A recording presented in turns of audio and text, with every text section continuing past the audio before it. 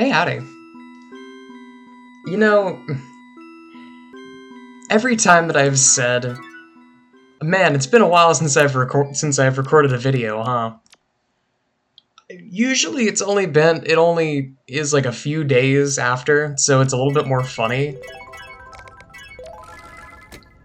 I've got some explaining to do, I think, because it's been a moment. It has been a month and a half, give or take. That's a new Nexus world. Wait a minute. How new is this? Oh my god. Well, great start.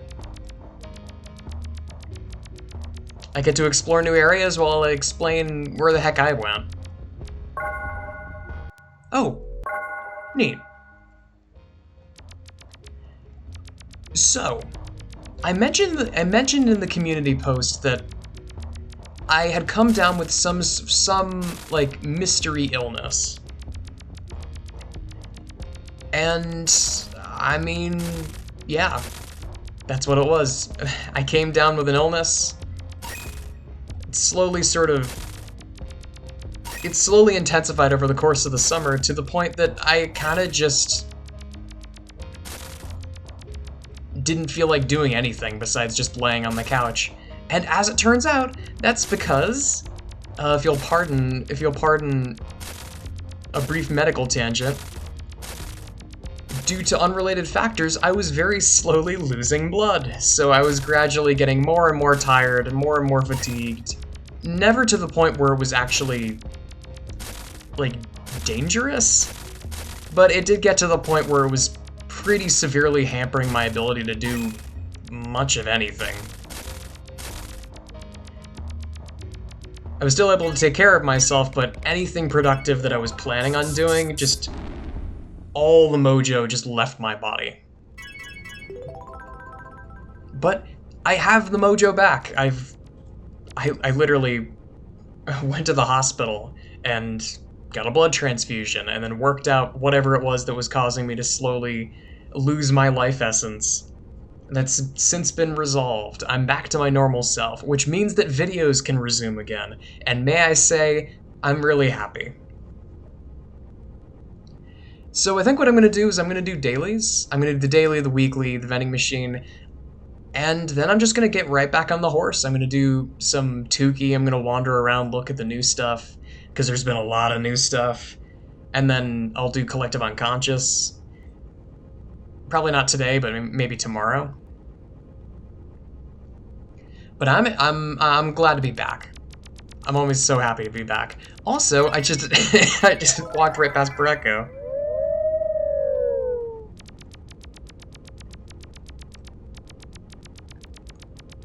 Okay, so Integer World, Library, Word World. Right.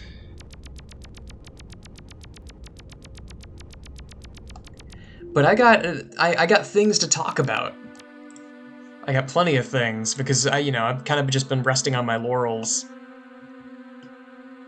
doing things that are still entertaining, but not very. I haven't done anything very productive for a while.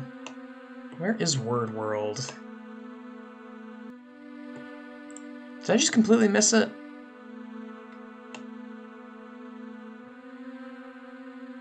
Oh, right, it's in the back of the bookshelf. I did just look right next. I did just look right past it. It is here? No.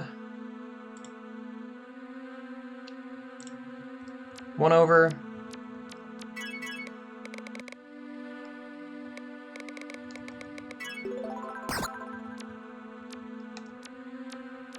Ah, there you are.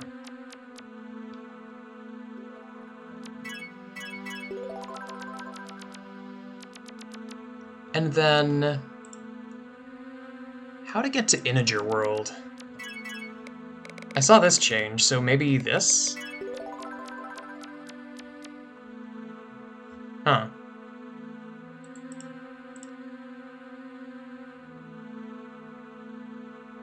Oh, code. Okay, that's the one that takes you there. code is... Right, it's not code, it's cold. It is... I'm next to king, knight, straight up from here. But yeah, I can talk about things. So the first big thing that comes to mind is World of Goo 2. If I had the energy, I would have played it immediately. But I mean, you know, I've already gave my piece on why that wasn't possible. But I played World of Goo 2 on my own time, and it was really fun. I'll admit it's not the... It's so hard to say. I can't rightly say that it's that it's better than the first game. I don't think it is. It's not my favorite puzzle game, although to be fair, the original game is my favorite puzzle game of all time, so it's an unfair comparison. Like, it is a completely unfair comparison, because the first game is one of the greatest games I've ever played, at least in my opinion. I adore the original game, and I've already streamed it. And I gave most of my thoughts on it then, but kind of just to reiterate, the way that it weaves together the puzzle solving with the story, and the way that it... just the concept of taking oil, basically. Taking a natural resource and personifying it into a bunch of cute little creatures. And then letting you take the reins to sort of take advantage of these adorable little creatures and inadvertently drive them to extinction. It's really powerful. It is genuinely such a powerful game.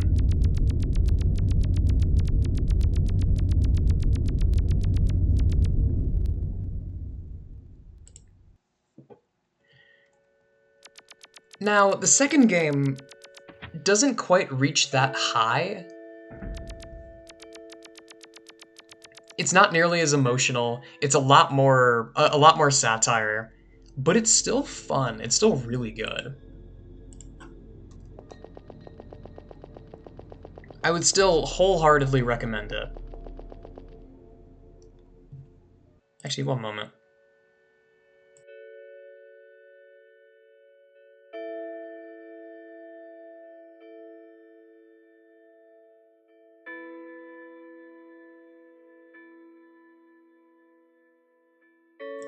Sorry, I had to clear my throat. That's something else. So I was already in the hospital for a little bit, which, you know, wasn't fun. I had a lot of new experiences. But one of those days, my parents visited me, and my neighbors had given them COVID, and then I got COVID. So I'm still recovering from that.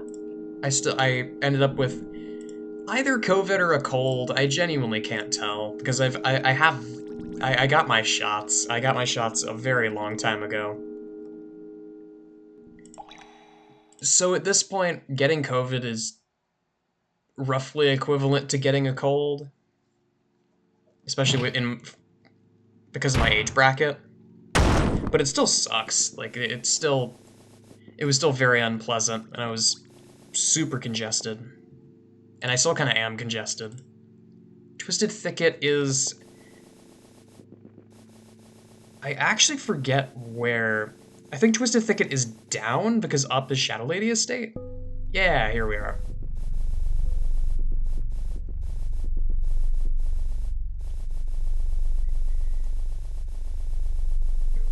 But World of Goo 2 was excellent. I really enjoyed it. It was thick with satire, and there was a certain part... I won't give much away in case people want to play it, but the phrase that I'll say is the black stain. Anyone who... Ooh. That was a good sound. Anyone who's played, anyone who's already played the game knows what I mean by the black stain, but to those of you who don't, it's entertaining. It's really entertaining.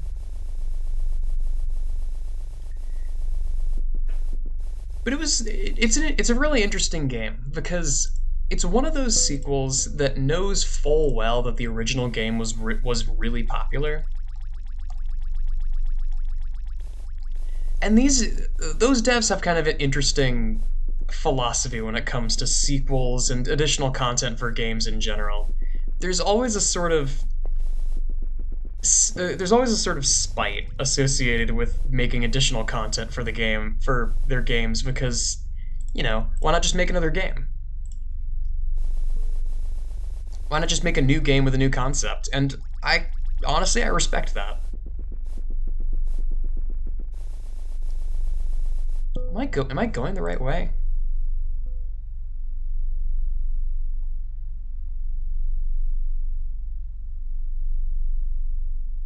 Where am I?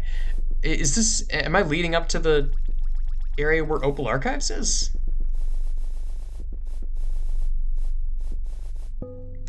No. I'm close though. Yeah, I just have to go back.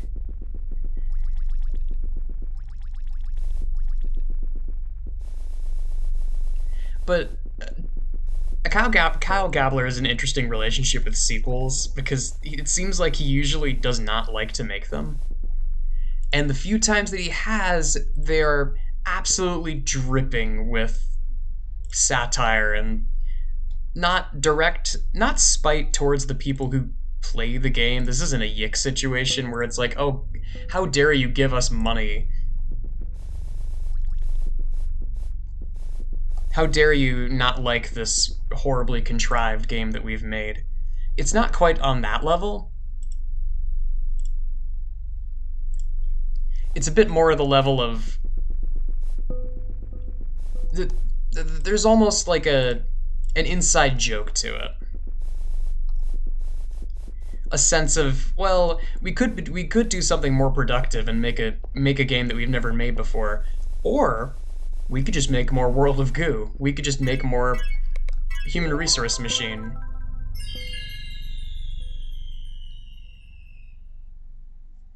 Because the things that come to mind are the other two sequels that they've done. Ooh. The other two sequels that they've done, uh, the Little Inferno DLC. Okay, Rainbow Snow Plateau from here. The Little Inferno DLC was really fun, but, there's something to be said about how it is a DLC for a game that is explicitly making fun of microtransactions and free-to-play games and like that kind of business model, because that was when that business model was really popping. That was that was the Candy Crush era, as it were, where every single game felt the need to be free to play with microtransactions.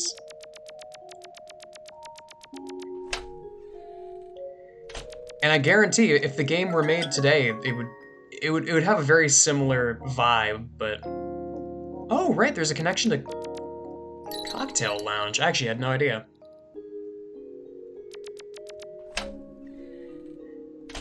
If the game were made today, I imagine it would have a very similar vibe, but it would be poking fun at live service instead, because it's the same garbage. Are these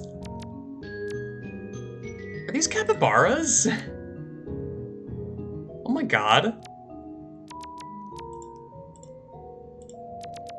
Great.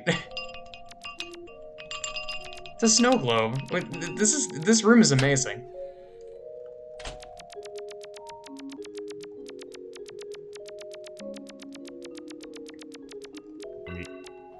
Meat.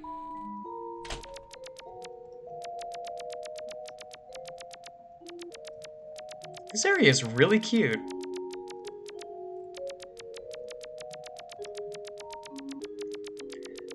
Sorry, I lost my train of thought.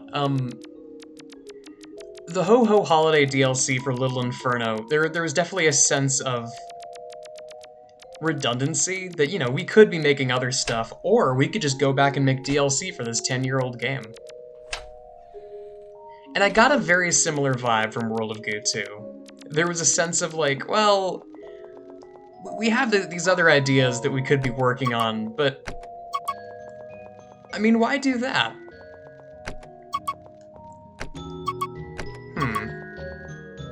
Why do that when we can just make more World of Goo? People will buy it. And I don't mean that in a like cynical way. There was every time that kind of sentiment came out, it was very lighthearted.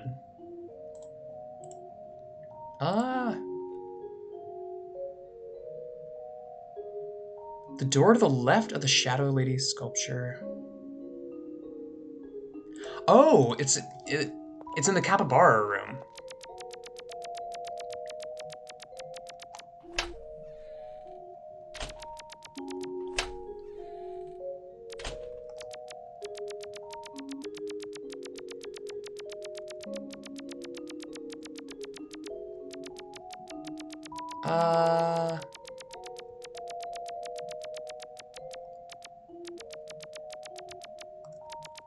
Yeah, these are the Shadow Lady statues.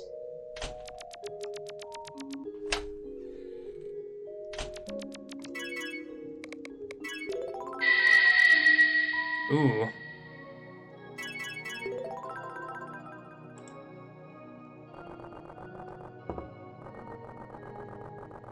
This is cute. This area is super cute.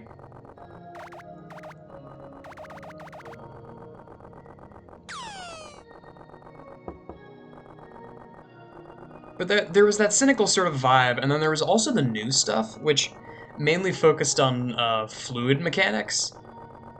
And just like, you gain access to literally just oil.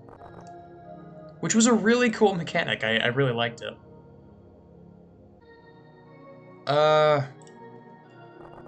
Okay, I guess I go through here and see which one it is. This might be the Verdant Nexus connection? It is.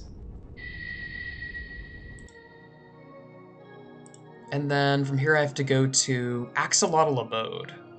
Okay, that's all the way at the top. And there's a menu theme up there too, so I'll have to grab it on the way there.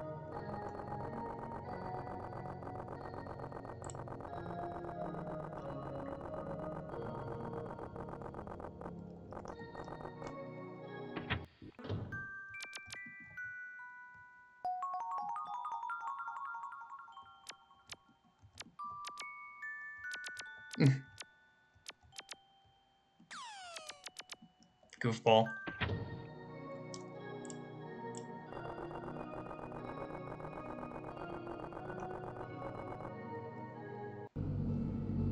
Something else that happened is that I am now officially in grad school.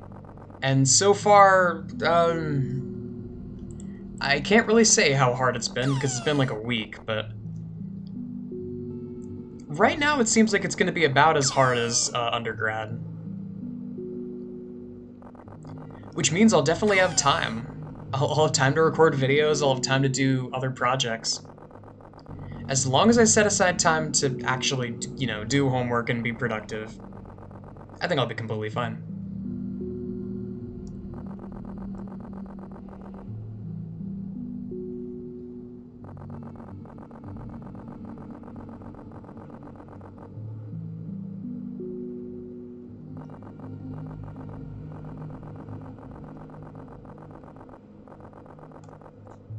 I don't know where I'm going, but I think I'm going the right way.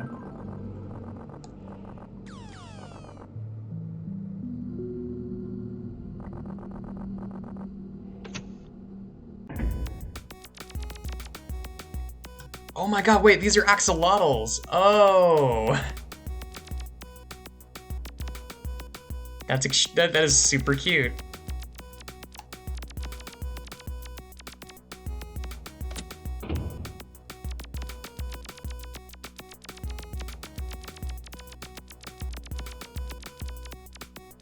Oh, hey.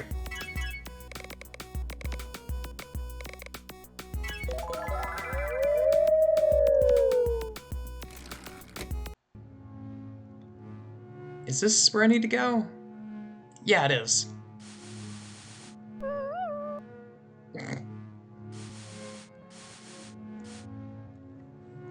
But I'm so excited to be back. Because I wasn't just sitting there resting on my laurels. I was sitting there that entire time being like, okay, what am I gonna do when I get back? Which isn't, frankly, it isn't incredibly healthy. Because, why not just go do those things? But I was in a situation where I couldn't really just go and make more videos, given the circumstances. But the circumstances have changed, and now I can actually think about what I'm doing next. And the plan is basically the same stuff that I put in that community post. So In Stars and Time is still happening. The Desmos tutorial is still happening. I still want to do Final Fantasy IV Heroes of Light. I forget what else is even on that list. But I can go check it. I can go check again. In Stars and Time is the main priority right now. Because I want to actually finish that game? Sheep? That's a sheep.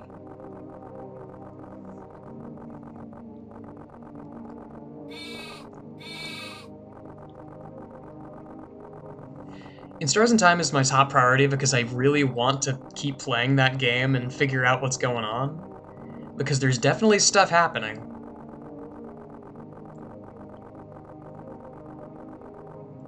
There are questions that I don't know the answer to, and like I've seen Steam achievements here and there. Nothing that really spoils the game for me, but ones that raise a lot of questions, especially when it comes to how many times you can loop. So there are a couple of achievements that I still haven't got that are like, oh, loop 30 times, loop 50 times, and I'm just sitting here like, how many times am I going to have to loop to actually beat the game and break out of the loop? I imagine that number is quite high. Because I was already under the impression that killing the king is roughly like the midpoint of the game, but I'm starting to suspect that might not even be the case. It's not even the halfway point. It's like the 33%. There's still a lot that I haven't done yet. Like there is what I can only assume is a date opportunity with all three of the actually all four of the characters. It's not really it's not so much a date when it's with Bonnie, but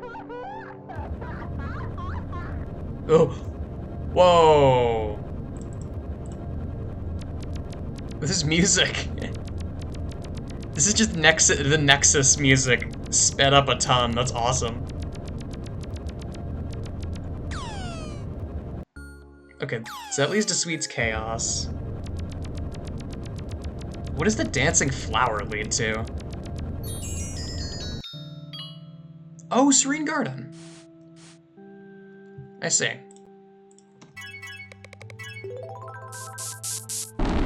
But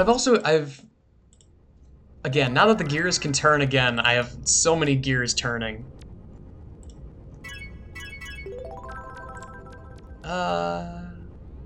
I'll go Pudding World.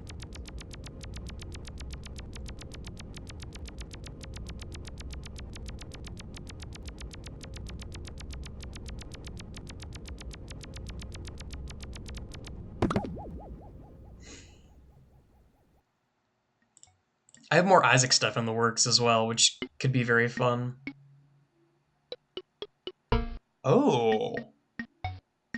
I actually remember this. Blue apartments isolated need marginal effects. I'm pretty sure I've shown this off, but on the off chance that I haven't yet. Look at that. And biblically accurate, or not biblically accurate, Eldritch freaking pudding. I did not know this is a connection, though.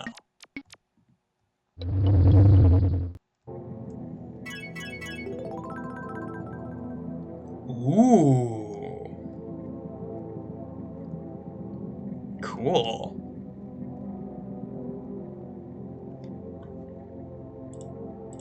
Really cool.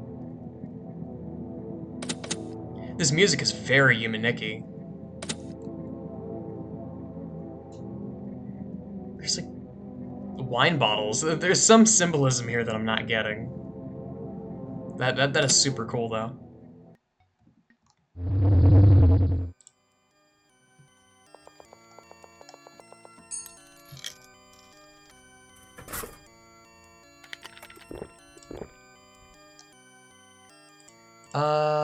Right. So Nefarious chessboard.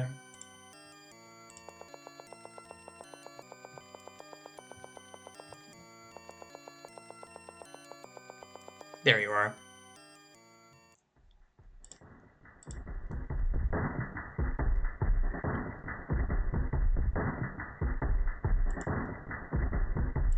And then top-down, I don't actually remember how much I've explored top-down dungeon, but it is a cool area.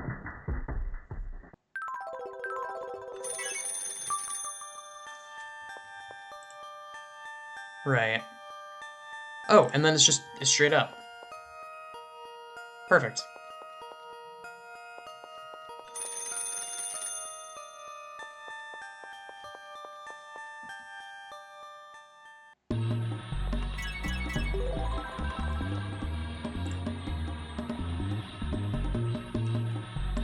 And then straight across to this lovely little vending machine.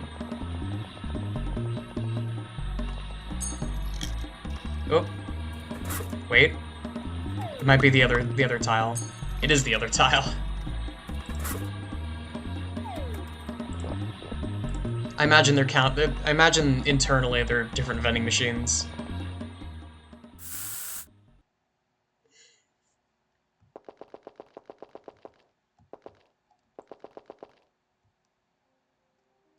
Oh, right, and I've been here before already.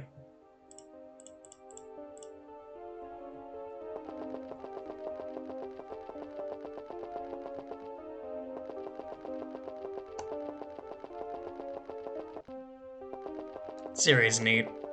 I think I've already said before, I adore Beans worlds. They're so cool.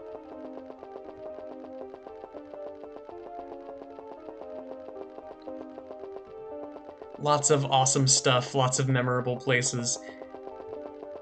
And it takes itself, the worlds take themselves exactly as seriously as they need to, which is great. I still gotta go and visit Sands of Self, but I'm basically out of time, so I'll have to do that tomorrow. I gotta visit Sands of Self to see, because I think there is new stuff there. But that'll probably do it for me. But yeah, I'm back. I'm back. I'm happy to be back. Expect more Tukey, more Collective Unconscious, more other fan games to be coming back. I am freed from the miasma, and now I can actually enjoy video games again. Huzzah! But that's all I got for now. Thanks so much for watching.